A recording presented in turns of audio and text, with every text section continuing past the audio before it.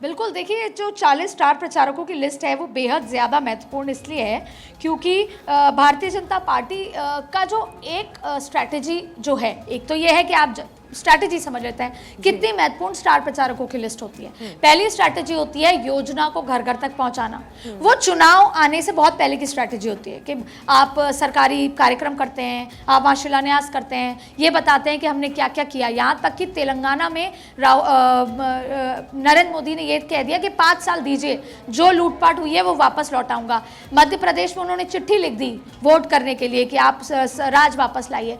वैसे ही छत्तीसगढ़ भी एक बहुत प्राइम, बहुत इंपॉर्टेंट अगर देखा जाए तो स्टेट है।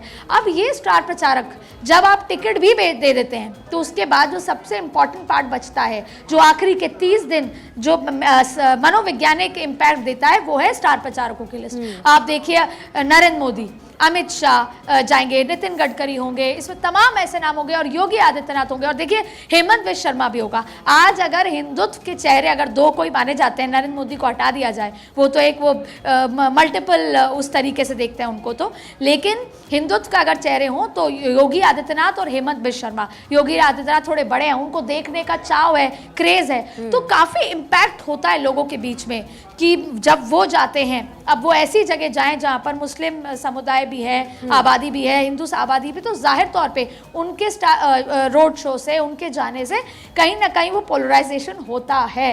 ऐसे में बहुत इंपॉर्टेंट होती है 40।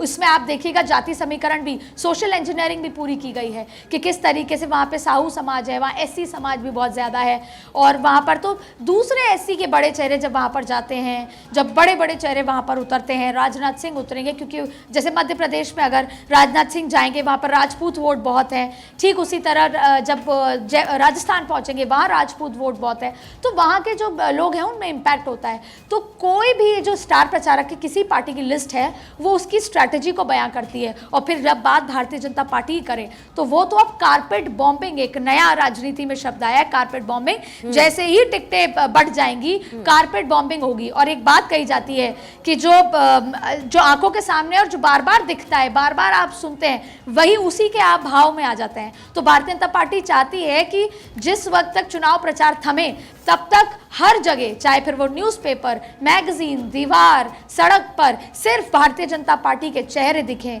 जिससे कि जहन में भारतीय, जिसे उसको ऑपोजिट में कहा जाता है out of sight out of mind, तो भारतीय जनता पार्टी उसको ऑपोजिट करती है कि सिर्फ आंखों के सामने, चाहे वो इंटरनेट खोलें, चाहे वो टीवी खोलें, चाहे सड़क पर पोस्टर हो, हर जगह भगवा भारतीय जनता पार्टी के झंडे और भारतीय जनता पार्टी के बड़े चेहरे दिखें।